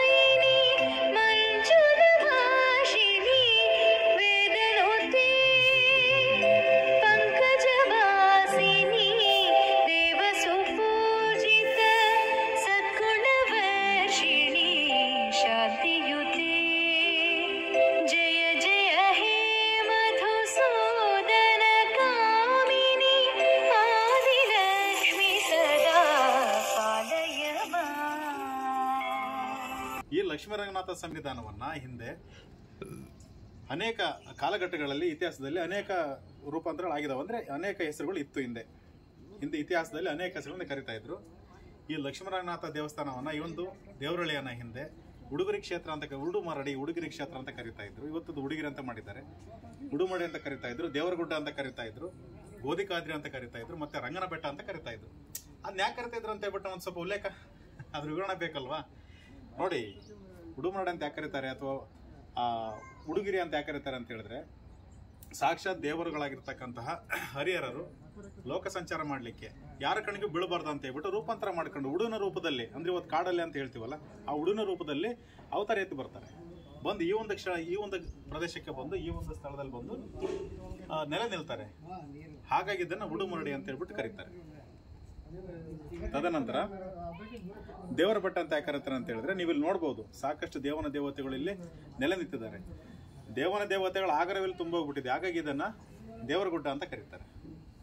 ಇನ್ನು ಗೋಧಿಕಾದ್ರಿ ಅಂತ ಯಾಕೆ ಕರೀತಾರೆ ಅಂತ ಹೇಳಿದ್ರೆ, ಇದರ ಆಕಾರ ಬಂದು ಗೋಧಿಕಾದ್ರಿ ಆಕಾರದಲ್ಲಿದೆ. ಗೋಧಿಕ ಆಕಾರದಲ್ಲಿರೋದ್ರಿಂದ ಗೋಧಿಕಾದ್ರಿ ಅಂತ ಕರೆದರು. ತದನಂತರ ಲಕ್ಷ್ಮೀ ಸಮೇತರಾಗಿ ರಂಗನಾಥ ಸ್ವಾಮಿಯಲ್ಲಿ ನೆಲೆ ನಿಂತಿರೋದ್ರಿಂದ ಇದನ್ನ ರಂಗನ ಬೆಟ್ಟ ಅಂತ ಕೂಡ ಕರೀತಾರೆ. ಇಷ್ಟು ಉಲ್ಲೇಖಗಳಿರ್ತಕ್ಕಂಥದ್ದು ನಮ್ಮ ಚನ್ನಗಿರಿ ತಾಲೂಕಿನ ದೇವರಹಳ್ಳಿ ಗ್ರಾಮ. ನಾವೇನು ಅಂದ್ಕೊಂಡ್ಬಿಟ್ಟಿದ್ದೀವಿ, ದೇವರಹಳ್ಳಿ ಅಂದ ತಕ್ಷಣ ವರ್ಷಕ್ಕೊಂದ್ಸಾರಿ ಜಾತ್ರೆ ಆಗುತ್ತೆ. ಆ ಜಾತ್ರೆ ಬಂದ್ಬಿಟ್ಟು ಒಂದಿಷ್ಟು ಖಾರಮಂಡಕ್ಕೆ ತಗೊಂಡ್ಬಿಟ್ಟು ಮನೆಗೆ ಹೋಗ್ಬಿಟ್ಟು ಬೆಂಡು ಬಸ್ ತಗೊಂಡು ಹೋಗ್ಬಿಡ್ತೀವಿ. ಆದ್ರೆ ದೇವರಹಳ್ಳಿ ಇರ್ತಕ್ಕಂಥ ಐತಿಹ್ಯಗಳು ಬೇರೆ. ಅದನ್ನ ನಾವು ಅರ್ಥ ಮಾಡ್ಕೋಬೇಕಲ್ವಾ, ಅದನ್ನ ಓದ್ಬೇಕಲ್ವಾ. ನಿಜವಾಗೂ ದೇವರಹಳ್ಳಿನ ನಾವೇನಾದ್ರೂ ಎಪಿಸೋಡನ್ನು ಮಾಡ್ಬೇಕಂತ ಹೇಳಿದ್ರೆ 10 ಎಪಿಸೋಡನ್ನು ಮಾಡ್ಬೋದು. ಅಷ್ಟು ಇತಿಹಾಸ ಒಳಗೊಂಡಿರ್ತಕ್ಕಂಥದ್ದು ಈ ದೇವರಹಳ್ಳಿಯ ಕ್ಷೇತ್ರ ಮಹಿಮೆ. ತದನಂತರ ದೇವರಹಳ್ಳಿ ಅಂದ್ರೆ ಇಷ್ಟೇ ಅಲ್ಲ, ನೀವು ದೇವರಹಳ್ಳಿ ಇದು ಹರಿದ್ರಾ ನದಿಯ ಪಕ್ಕದಲ್ಲಿ ಇರ್ತಕ್ಕಂಥದ್ದು ಪವಿತ್ರ ಕ್ಷೇತ್ರ. ಇದು ನಿಮಗೆ ಇಲ್ಲಿ ಬಂದಿದ್ರೆ ನಿಮಗೆ ಫೀಲ್ ಏನಾಗುತ್ತೆ ಗೊತ್ತಾ, ಯಾವ್ದು ನಮ್ಮ ಚಾಮುಂಡಿ ಬೆಟ್ಟ ಇದೆಯಲ್ಲ ಕರ್ನಾಟಕದಲ್ಲಿ, ಚಾಮುಂಡಿ ಬೆಟ್ಟಕ್ಕೆ ಹೋದಷ್ಟೇ ನಿಮಗೆ ಫೀಲ್ ಆಗುತ್ತೆ. ತದನಂತರ ಶ್ರವಣ ಬೆಳಗೊಳ ಗೊತ್ತಲ್ಲ ನಿಮಗೆ, ಆ ಬೆಟ್ಟ ಹತ್ತಿದಷ್ಟು ಖುಷಿ ಆಗುತ್ತೆ ನಿಮಗೆ. ಧರ್ಮಸ್ಥಳಕ್ಕೆ ಹೋದಷ್ಟು ಇಲ್ಲಿಗೆ ಪುಣ್ಯ ಸಿಗುತ್ತೆ ಅಂತ ಹೇಳ್ತಾರೆ ತಿಳಿದಂಥವ್ರು. ಐತಿಹ್ಯದಲ್ಲಿ ಉಲ್ಲೇಖ ಇರೋದು ಆ ಥರ. ಅದೇ ರೀತಿಯಾಗಿ ಈ ಒಂದು ಪ್ರದೇಶಕ್ಕೆ ಶ್ರೀಕೃಷ್ಣ ದೇವರಾಯರು ಕೂಡ ಬಂದಿದ್ರು. ಅವರು ಪ್ರತಿಷ್ಠಾಪನೆ ಮಾಡಿದಂಥ ಕೇಶ ವಿಗ್ರಹನ ಇವತ್ತು ಕೂಡ ನೀವು ನೋಡಬಹುದು. ಹರಿಹರರು ಲಿಂಗರೂಪಿಯಾಗಿ ಧಾರಣೆ ಮಾಡಿದಂತಹ ಚೈತ್ರ ಶುದ್ಧ ಪೂರ್ಣಿಮೆಯ ಚಿತ್ತ ನಕ್ಷತ್ರದ ದಿವಸ ಅದು ಶಿವಲಿಂಗ ಉದ್ಭವ ಆಯಿತು ಅಂತ ಹೇಳ್ಬಿಟ್ಟು ಉಲ್ಲೇಖ ಇದೆ. ಅದೇ ರೀತಿಯಾಗಿ ನಿಮಗೆ ಆಶ್ಚರ್ಯ ಆಗ್ಬೋದು, ಇಲ್ಲಿ ಏನು ಹರಿಹರರು ಲಿಂಗರೂಪ ಧಾರಣೆಯನ್ನು ಮಾಡಿದ್ರು, ಆ ಒಂದು ಚೈತ್ರ ಶುದ್ಧ ಪೂರ್ಣಿಮೆಯ ಚಿತ್ತ ನಕ್ಷತ್ರ ದಿನದಂದೇ ಬೆಂಗಳೂರಿನ ಕರಗ ಗೊತ್ತಲ್ಲ, ವಿಶ್ವವಿಖ್ಯಾತ ಕರಗ, ಅದು ಕೂಡ ಈ ಒಂದು ರಥೋತ್ಸವದ ವೇಳೆಯಲ್ಲಿ ಆ ದಿನದಂದು ಅಲ್ಲಿ ಕೂಡ ನಡೀತದೆ. ನೋಡಿ, ಎಲ್ಲಿಯ ಬೆಂಗಳೂರಿನ ಕರಗ, ಎಲ್ಲಿಯ ದೇವರಹಳ್ಳಿಯ ಜಾತ್ರೆ ಅಲ್ವಾ. ಇದಕ್ಕೆ ಹೇಳೋದು ದೈವ ಎಲ್ಲದನ್ನು ಕೂಡ ಸಮರೂಪಿಯಾಗಿ ಮಾಡುತ್ತೆ ಅನ್ನಲಿಕ್ಕೆ ಅದೊಂದು ಸಾಕ್ಷಿ. ದೇವರಹಳ್ಳಿ ಉಡುಮರಡಿ ಅಂತ ಬರಲಿಕ್ಕೆ ಒಂದು ಬಲವಾದಂಥ ಸಾಕ್ಷಿ ಇದೆ. ನೀವು ರೋಮಾಂಚನಕಾರಿ ಆಗಂತ ಸಾಕ್ಷಿ. ಈ ಕಥೆಯನ್ನ ಕೇಳಿದ್ದೆ ಆದ್ರೆ ನಿಮ್ಮ ರೋಮ್ಗಳು ಎದ್ದು ನಿಲ್ಲುತ್ತೆ, ಏನಪ್ಪಾ ಈ ತರ ಕಥೆಗಳಿದೆಯಾ ಅಂತೇಳಿ. ಇದು ಕಥೆ ಅಲ್ಲ, ನೈಜ ನಡೆದಿರೋಂಥದ್ದು. ಇದು ನೈಜ ನಡೆದಿರೋಂಥದ್ದು. ಕ್ರಿಸ್ತ ಶಕ 1377ರಿಂದ 1409 ಕಾಲಗರ್ಭದಲ್ಲಿ ನಡೆದಂಥ ಒಂದು ಸತ್ಯ ಘಟನೆ. ಆಗಿನ ಕಾಲದ ವಿಜಯನಗರದ ಮಹಾಸಾಮ್ರಾಜ್ಯವಾದಂಥ ವಿಜಯನಗರದ ಮಹಾರಾಜ ಆಗಿರತಕ್ಕಂತಹ ಇಮ್ಮಡಿ ಹರಿಹರ ದೇವ ಈ ಒಂದು ಭಾಗಕ್ಕೆ ಅಥವಾ ಪ್ರವಾಸ ಬಂದಾಗ ಹರಿಹರ ಮತ್ತೆ ಮುಂತಾದ ಪ್ರದೇಶಗಳಲ್ಲಿ ನಿಂತಾಗ ಅವ್ರಿಗೆ ಒಂದು ವರ್ತಮಾನ ಬರುತ್ತೆ. ಆ ವರ್ತಮಾನ ಏನಂತ ಹೇಳಿದ್ರೆ, ಮದಕರಿ ಎಂಬ ಸ್ಥಳದಲ್ಲಿ ಗಿಡ ಬೆಳೆದು ಮಹತ್ತಾದ ಮಲೆಯಲ್ಲಿ ಮದೋನ್ಮತ್ತವಾದ ಆನೆಯೊಂದು ಉಪಟಳ ಕೊಡ್ತಾ ಇರುತ್ತೆ ಜನಗಳಿಗೆ. ಅರ್ಥವಾಯ್ತಾ? ಮದಕರಿ ಎಂಬ ಸ್ಥಳದಲ್ಲಿ ಒಂದು ಮದ ಬಂದಂತ ಆನೆ ಅಲ್ಲಿರ್ತಕ್ಕಂಥ ರೈತರಿಗೆ ಉಪಟಳ ಕೊಡ್ತಾ ಇರುತ್ತೆ. ಆ ಒಂದು ಆನೆ ಹಿಡಿಯಲಿಕ್ಕೆ ಇಲ್ಲಿರ್ತಕ್ಕಂಥ ದೂತರು, ಇಲ್ಲಿರ್ತಕ್ಕಂಥ ಜನಗಳು ಅವರಿಗೆ ವರದಿಯನ್ನು ಕೊಡ್ತಾರೆ, ವರ್ತಮಾನ ತಿಳಿಸ್ತಾರೆ. ರಾಜ ಬಾ, ಇಲ್ಲಿ ಒಂದು ಆನೆ ತುಂಬಾ ಮದ ಬಂದಿದೆ, ಅದನ್ನ ನೀವು ಏನಾದ್ರೂ ಮಾಡಿ ನಿಗ್ರಹಿಸಿ, ಅದನ್ನ ಹಿಡ್ಕೊಂಡು ಹೋಗಿ ಅಥವಾ ಅವ್ರನ್ನ ಸಾಯಿಸಿ ಅಂತ ಹೇಳ್ತಾನೆ. ಆಗ ಅದಕ್ಕೆ ಒಪ್ಪಿದಂತ ಹಿಮ್ಮಡಿ ಹರಿಹರ ದೇವ ಇಲ್ಲಿಗೆ ಅದನ್ನ ಆನೆಯನ್ನ ಬೇಟೆಯಾಡ್ಲಿಕ್ಕೆ ಬರ್ತಾನೆ. ಅಂದ್ರೆ ಆನೆಯನ್ನ ಓಡಿಸ್ಲಿಕ್ಕೆ ಬರ್ತಾರೆ ಇಲ್ಲಿಗೆ. ಮದಕರಿ ಅಂತ ಹೇಳಿದ್ರೆ ಬೇರೆ ಯಾವ್ದಲ್ಲ, ಮೆದಿಕೆರೆ. ಕಾಲಾನುಕ್ರಮಣವಾಗಿ ಮದಕರಿ ಅನ್ನಕ್ಕಂಥದ್ದು ಮೆದಿಕೆರೆ ಆಗಿದೆ. ನಮ್ಮ ಸಂತೆಬೆನ್ನೂರು ಪಕ್ಕ ಇರ್ತಕ್ಕಂಥದ್ದು ಮೆದಿಕೆರೆ ಗ್ರಾಮ, ಒಂದು ಚಿಕ್ಕ ಗ್ರಾಮ. ಆ ಗ್ರಾಮಕ್ಕೆ ಬರ್ತಾರೆ. ಬಂದಾಗ ಅಲ್ಲೇ ಆನೆಯನ್ನು ನಿಗ್ರಹಿಸ್ತಾರೆ, ಆನೆಯನ್ನ ಹಿಡಿತಾರೆ. ಸೆರೆ ಹಿಡಿದಾದ್ಮೇಲೆ ಅದ್ರ ನೆನಪಿಗಾಗಿ ತೋಪಿನರಂಗ ಅಂತ ಹೇಳ್ಬಿಟ್ಟು ಒಂದು ದೇವಸ್ಥಾನ ಕಟ್ತಾರೆ. ಆ ತೋಪಿನರಂಗ ದೇವಸ್ಥಾನ ಕಟ್ಟಿರಂಥದ್ದು ಇವತ್ತು ತೋಪಿನಹಳ್ಳಿ ಅಂತ ಗ್ರಾಮ ಆಗಿದೆ. ಈ ಆನೆನ ಹಿಡಿದಲ್ಲಿ ತೋಪಿನರಂಗ ದೇವಸ್ಥಾನ ಕಟ್ಟಿ ಆದ್ಮೇಲೆ ಅವ್ರಿಗೆ ಸ್ವಲ್ಪ ರೆಸ್ಟ್ ಬೇಕಾಗುತ್ತೆ. ತುಂಬಾ ದಣದಿರ್ತಾರೆ. ಒಂದು 4-5 ದಿವಸ ಅವರು ಅಲ್ಲಿ ಉಳ್ಕೊಂಡಿರ್ತಾರೆ. ಉಳ್ಕೊಂಡಂತ ಸಂದರ್ಭದಲ್ಲಿ ಒಂದು ವಿಚಿತ್ರವಾದ ಘಟನೆ ನಡೀತದೆ. ಆ ವಿಚಿತ್ರವಾದ ಘಟನೆ ಇಲ್ಲಿ ಅನೇಕ ಇತಿಹಾಸಗಳು ನಿರ್ಮಾಣ ಆಗ್ಲಿಕ್ಕೆ ಕಾರಣ ಆಗುತ್ತೆ. ಒಂದು ಬಾರಿ ಈ ಹರಿಹರ ದೇವನ ಸೈನಿಕರು ಏನಿದ್ರಲ್ಲ, ಅವರು ಒಂದ್ಸಾರಿ ಬೇಟೆಯಾಡ್ಲಿಕ್ಕೆ ಕಾಡಿಗೆ ಹೋಗ್ತಾರೆ. ಅಲ್ಲಿರ್ತಕ್ಕಂಥ ಮರಡಿಗುಡ್ಡ ಅಂತ ಈಗಲೂ ಇದೆ, ನಿಮ್ಗೆ ಸಿಗುತ್ತೆ, ಅಲ್ಲಿ ಕಾಣ ಸಿಗುತ್ತೆ. ಮರಡಿಗುಡ್ಡಕ್ಕೆ ಹೋಗ್ತಾರೆ. ಮರಡಿಗುಡ್ಡಕ್ಕೆ ಹೋದಂತ ಸಂದರ್ಭದಲ್ಲಿ ಅಲ್ಲಿ ಒಂದು ಸುಮಧುರವಾದಂತ ವಾಸನೆ ಬರುತ್ತೆ, ಸುಗಂಧ ಭರಿತವಾದ ವಾಸನೆ ಬರುತ್ತೆ. ಈ ವಾಸನೆ ಎಲ್ಲಿಂದ ಬರುತ್ತೆ, ಆ ಸ್ಮೆಲ್ ಎಲ್ಲಿಂದ ಬರುತ್ತೆ ಅಂತ ಹೇಳ್ಬಿಟ್ಟು ಹುಡುಕಂತ ಹೋದಾಗ ಸುಮಧುರ ಪರಿಮಳ ಅಂತ ಹೇಳ್ತಾರೆ, ಅದ್ರ ಉಲ್ಲೇಖ ಆಗಿರೋದು. ಹೋದಾಗ ಒಂದು ಬಿಲ್ಲದಲ್ಲಿ ಅದು ಸುಮಧುರ ಪರಿಮಳ ಬರ್ತಾ ಇರುತ್ತೆ ವಾಸನೆ. ನಾವು ದಿಟ್ಟಿಸಿ ನೋಡಿದಾಗ ಅಲ್ಲಿಂದ ಒಂದು ಉಡ ಹೊರಗಡೆ ಬರುತ್ತೆ. ನಾವು ಕಾಡಲ್ಲ ಅಂತ ಹೇಳಿ ಉಡ ಅಂತ ಹೇಳ್ತೀವಿ, ಉಡಪ್ಪ ಅಂತ ಹೇಳ್ತೀವಿ ನಾವು ಸಹಜವಾಗಿ. ಉಡ ಹೊರಗಡೆ ಬರುತ್ತೆ. ಬಂದಾಗ ಅದು ಪರಿಮಳ ಇನ್ನೂ ಜಾಸ್ತಿ ಆಗುತ್ತೆ. ಆಗ ಅತಿಶಯವಾದಂತಹ ಉಡವನ್ನ ಬೆನ್ನತ್ತಿ ಬೇಟೆಗಾರರು ನಾಯಿಗಳು ಮತ್ತೆ ಬಲೆಗಳ ಸಹಾಯದಿಂದ ಹಾಕಿ ಹಿಡಿಯೋಕೆ ಹೋದ್ರೆ ಸಿಗೋದಿಲ್ಲ. ಜಿಗಿದು ಮುಂದೆ ಹೋಗ್ತಾ ಇರಬೇಕಾದ್ರೆ ತನ್ನ ದೇಹದಲ್ಲಾದ ಬದಲಾವಣೆಗಳನ್ನ ನೀವಿಲ್ಲಿ ಗುರುತಿಸಬಹುದು. ಆ ಉಡ ಏನ್ ಮಾಡುತ್ತೆ, ಅಲ್ಲಿಂದ ಮುಂದೆ ಹೋದಾಗ ಬೆಳ್ಳಿ ಆಕಾರದಲ್ಲಿ ಕಾಣುತ್ತೆ, ಪಳಪಳ ಹೊಳಿತದೆ. ಆಗ ಅದನ್ನ ಬೆಳ್ಳಿಗೆ ನೋಡು ಅಂತ ಹೇಳ್ಬಿಟ್ಟು ಆ ಪ್ರದೇಶಕ್ಕೆ ಬೆಳ್ಳಿಗೆ ನೋಡು ಅಂತ ಹೇಳ್ಬಿಟ್ಟು ಇರ್ತಾರೆ. ಅದು ಈಗ ಬೆಳ್ಳಿಗೆ ನೋಡು ಗ್ರಾಮ ಆಗಿದೆ. ಅದು ತದನಂತರ ಸ್ವಲ್ಪ ಮುಂದೆ ಬರುತ್ತೆ. ಮುಂದೆ ಬಂದಾದ್ಮೇಲೆ ಚಕ್ಕುಲಿ ಆಕಾರದಲ್ಲಿ, ಬಾಯಲ್ಲಿ ನೀರು ಬರುತ್ತಾ, ಚಕ್ಕಲಿ ಅಂದ್ರೆ ಬರಲೇಬೇಕು, ಅಷ್ಟೇ ರೋಚಕವಾಗಿದೆ ಕೂಡ ಇದು ಕತೆ. ಸೊ ಚಕ್ಕಲಿ ಆಕಾರದಲ್ಲಿ ಆ ಉಡ ಕಾಣಿಸ್ಕೊಳ್ಳುತ್ತೆ ಆಕಾರದಲ್ಲಿ. ಅದನ್ನ ಜಕ್ಕಲಿ ಅಂತ ಕರೀತಾರೆ. ಅದು ಮೂಲತಃ ಚಕ್ಕಲಿ ಗ್ರಾಮ, ಅದು ಜಕ್ಕಲಿ ಅಂತ ಹೇಳ್ಬಿಟ್ಟು ಗ್ರಾಮ, ಈಗಲೂ ಕೂಡ ಗ್ರಾಮ ಇದೆ. ಅದಾದ ತದನಂತರ ಸ್ವಲ್ಪ ಮುಂದೆ ಬಂದಾಗ ಚಿನ್ನದಾಗಿ ಹೊಳೆಯುತ್ತೆ. ನೋಡಿ ಎಷ್ಟು ಕೌತುಕ ಅಲ್ವಾ, ಚಿನ್ನದಾಗಿ ಹೊಳೆದಂತ ಗ್ರಾಮವನ್ನ ಚಿನ್ನಾಪುರ ಅಂತ ಕರೀತಾರೆ. ಅದನ್ನೀಗ ಚೆನ್ನಾಪುರ ಅಂತ ಕರೀತಾರೆ. ಆ ಉಡ ಚಿನ್ನವಾಗಿ ಕಂಡು ಅಲ್ಲಿ ಒಂದು ಶಕ್ತಿ ಉದ್ಭವ ಆಗುತ್ತೆ. ಶಕ್ತಿ ಉದ್ಭವವಾದಂತ ಪ್ರದೇಶದಲ್ಲಿ ಈಗ ನಾವು ಕರಿಯಮ್ಮನ ದೇವಿಯನ್ನು ನೋಡಬಹುದು. ಅದೀಗ 7 ಊರುಗಳ ಗ್ರಾಮ ದೇವತೆ. ಅದೀಗ ಕರಿಯಮ್ಮ ದೇವಿ ಈಗಲೂ ಕೂಡ ನಿಮಗೆ ಮೂಲ ರೂಪದಲ್ಲೇ ಸಿಗುತ್ತೆ. ತದನಂತರ ಆ ಉಡ ಬಹಳ ದೊಡ್ಡದಾಗಿ ಕಾಣುತ್ತೆ. ತನ್ನ ದೇಹದಲ್ಲಿ ದೊಡ್ಡ ಪ್ರಮಾಣದಲ್ಲಿ ದೊಡ್ಡದಾಗಿ ಕಾಣೋದ್ರಿಂದ ಒಂದು ಹಿರೇವುಡ ಅಂತ ಹೇಳ್ಬಿಟ್ಟು ಆ ಗ್ರಾಮಕ್ಕೆ ಹೆಸರಿಡ್ತಾರೆ, ಹಿರೇವುಡ ಆಗುತ್ತೆ. ಅದು ತದನಂತರ ಸ್ವಲ್ಪ ಮುಂದೆ ಬಂದಾದ್ಮೇಲೆ ಆ ಉಡ ಏನ್ ಮಾಡುತ್ತೆ, ಒಂದು ಚಿಕ್ಕದಾಗಿ ಕಾಣುತ್ತೆ. ಆ ಚಿಕ್ಕದಾಗಿ ಕಂಡಂತ ಉಡ ಒಂದು ಪ್ರದೇಶಕ್ಕೆ ಚಿಕ್ಕ ಉಡ ಅಂತ ಹೇಳ್ಬಿಟ್ಟು ಒಂದು ನಾಮಕರಣ ಮಾಡ್ತಾರೆ. ಅದನಂತರ ಸ್ವಲ್ಪ ಮುಂದೆ ಹೋದಾಗ ಕುಂಡಲಾಕಾರವಾಗಿ ಅಂತ ಒಂದ್ ಕಡೆ ಉಲ್ಲೇಖವಾಗಿದ್ರೆ, ಒಂದ್ ಕಡೆ ಕೆಂಡವಾಗಿ ಅಂತ ಉಲ್ಲೇಖ ಇದೆ. ಕುಂಡಲಾಕಾರವಾಗಿ ಕಾಣುತ್ತೆ ಉಡ. ಕುಂಡಲಾಕಾರವಾಗಿ ಕಂಡಂತ ಪ್ರದೇಶವನ್ನ ಕೊಂಡದಳ್ಳಿ ಅಂತ ಹೇಳ್ಬಿಟ್ಟು ಹೆಸರಿಡ್ತಾರೆ. ಅದು ಕುಂಡದಳ್ಳಿ ಆಗಿರ್ಬೋದು ಅಥವಾ ಕೆಂಡದಳ್ಳಿ ಆಗಿರ್ಬೋದು. ಈ ಕಾಲಕ್ರಮಣವಾಗಿ ಪದ ಬಳಕೆ ಜನಸಾಮಾನ್ಯರ ಭಾಷೆ ಸಿಕ್ಕದೀಗ ಕೊಂಡದಳ್ಳಿ ಆಗಿದೆ. ಈಗಲೂ ಕೂಡ ಅಲ್ಲಿ ನೋಡ್ಬೋದು ಸಿದ್ದರಾಮೇಶ್ವರ ಸ್ವಾಮಿಯ ದೇವಸ್ಥಾನ ಇದೆ. ಅದು ಮುಂದಿನ ಎಪಿಸೋಡಲ್ಲಿ ನಾವು ನಿಮ್ಗೆ ಹೇಳ್ತೀವಿ. ಚಿಕ್ಕೋಡದಲ್ಲೂ ಕೂಡ ಸ್ವಾಮಿ ದೇವಸ್ಥಾನ, ಅದನ್ನು ಮುಂದಿನ ಎಪಿಸೋಡಲ್ಲಿ ಹೇಳ್ತೀವಿ. ತದನಂತರ ಮುಂದೆ ಹೋದಂತ ಉಡ ತುಂಬಾ ಕಗ್ಗವಾಗಿ ಕಾಣುತ್ತೆ, ಅಂದ್ರೆ ಕಗ್ಗಂಟಾಗಿ ಕಾಣುತ್ತೆ. ಅದು ಸಿಗಲ್ಲ, ಅವ್ರು ಯಾರ ಕೈಗೆ ಸಿಗಲ್ಲ. ಆ ಊರನ್ನ ಕಗತೂರು ಅಂತ ಹೇಳ್ಬಿಟ್ಟು ಹೆಸರಿಡ್ತಾರೆ. ಕೆಲವು ಕಡೆ ತಗತೂರು ಅಂತ ಹೇಳ್ಬಿಟ್ಟು ಉಲ್ಲೇಖ ಆಗಿದೆ. ಅದು ಕಾಲಕ್ರಮೇಣ ಕಗತೂರು ಅಂತ ಆಗಿದೆ. ತದನಂತರ ಅಲ್ಲಿಂದ ಮುಂದೆ ಬಂದಂತ ಉಡ ಮೋಸದ ಯುದ್ಧವನ್ನ ಮಾಡುತ್ತೆ ಅಂತ ಹೇಳ್ತಾರೆ ಉಲ್ಲೇಖದಲ್ಲಿ. ಮೋಸದ ಯುದ್ಧವನ್ನ ಮಾಡಿ ರಾಮ ಅಂತ ಕೂಗುತ್ತೆ. ರಾಮ ಅಂತ ಕೂಗಿದಂತ ಪ್ರದೇಶಕ್ಕೆ ರಾಮಗೊಂಡನಹಳ್ಳಿ ಅಂತ ಕರಿತೀವಿ. ಇವತ್ತು ರಾಮೇಗನಹಳ್ಳಿ ಅಂತ ನಾವು ಕರಿತೀವಿ. ಅದನ್ನ ರಾಮಗೊಂಡನಹಳ್ಳಿ ಅಂತ ಹೇಳ್ಬಿಟ್ಟು ಹೆಸರನ್ನ ಕರೀತಾರೆ. ಅಲ್ಲಿಂದ ಮುಂದೆ ಹೋದಂತ ಉಡ ಕೃಷ್ಣವರ್ಣಕ್ಕೆ ತಿರುಗಿ ಕಾಕ ಅಂತ ಕೂಗುತ್ತೆ. ಆ ಒಂದು ಗ್ರಾಮವನ್ನ ಕಾಕನೂರು ಅಂತ ಹೇಳ್ಬಿಟ್ಟು ಕರೀತಾರೆ. ಅಲ್ಲಿಂದ ಮುಂದೆ ಹೋದಂತಹ ಉಡ ನೀತಿಗೆರೆಗೆ ಬರುತ್ತೆ. ನೀತಿಗೆರೆಗೆ ಬಂದಂಥ ಸಂದರ್ಭದಲ್ಲಿ ಅಲ್ಲಿ ಹಿಡಿಯಕ್ಕೆ ಬಂದಂಥ ಬೇಟೆಗಾರರಿಗೆ ಅದು ಹೇಳುತ್ತೆ, ನಾನು ಹಿಡಿಬೇಡ್ರಿ, ನಾನೊಬ್ಬ ದೈವಾಂಶ ಸಂಭೂತನಾಗಿದ್ದೀನಿ, ನೀವು ಕ್ರೂರಿಗಳಾಗಿ ನನ್ನ ಹಿಡಿಬೇಡ್ರಿ, ನಾನು ನಿಮಗೆ ಸಿಗೋದಿಲ್ಲ ಅಂತ ಹೇಳುತ್ತೆ. ಆ ಥರ ನೀತಿ ಹೇಳುತ್ತೆ, ನೀತಿ ಉಪದೇಶವನ್ನು ಮಾಡುತ್ತೆ. ಆದರೆ ಬೇಟೆಗಾರರು ಕೇಳೋದಿಲ್ಲ. ಸೊ ನೀತಿಯನ್ನು ಹೇಳಿದಂತಹ ಗ್ರಾಮ ಇವತ್ತು ನೀತಿಗೆರೆ ಅಂತ ಹೇಳ್ಬಿಟ್ಟು ನಾವು ಇವತ್ತು ಕರಿತೀವಿ. ಅಲ್ಲಿಂದ ಮುಂದೆ ಬಂದು ಸೈನಿಕರ ಕಾಲಗಳಲ್ಲಿ ನುಗ್ಗಿ ಹೋಗ್ತಾ ಇರುತ್ತೆ ನೋಡಿ, ಸೈನಿಕರ ಕಾಲಗಳಲ್ಲಿ ನುಗ್ಗಿ ಹೋಗ್ತಾ ಇರುತ್ತೆ. ಅದನ್ನ ನುಗ್ಗಿಹಳ್ಳಿ ಅಂತ ಹೇಳ್ಬಿಟ್ಟು ಒಂದು ಹೆಸರನ್ನು ಇಡ್ತಾರೆ. ಅಲ್ಲಿಂದ ಮುಂದೆ ಬಂದಂತಹ ಕೂಡ ಸ್ವಲ್ಪ ಮುಂದೆ ಒಂದು ಹರಿದ್ರಾವತಿ ನದಿ, ಹರಿದ್ರಾ ನದಿಯನ್ನು ದಾಟಿ ಮುಂದೆ ಹೋಗ್ಬಿಟ್ಟು ದಡದಲ್ಲಿ ನಿಂತು ಎರಡೂ ಕಾಲುಗಳನ್ನು ಕೂಡ ಕೆಳಗಡೆ, ಹಿಂದಿನ ಎರಡು ಕಾಲುಗಳನ್ನು ನೆಲಕ್ಕೆ ಊರ್ಬಿಟ್ಟು ತನ್ನ ಮುಖವನ್ನು ಮೇಲು ಮಾಡಿ ಎದ್ದು ನಿಂತು ದಕ್ಷಿಣಕ್ಕೂ ಮುಖವಾಗಿ ಇದು ಏನು ಹುಡುಗಿರ ಕ್ಷೇತ್ರ ಇದೆ ಈ ಕಡೆ ಮುಖ ಮಾಡಿಬಿಟ್ಟು ಸೈನಿಕರನ್ನು ನೋಡುತ್ತೆ.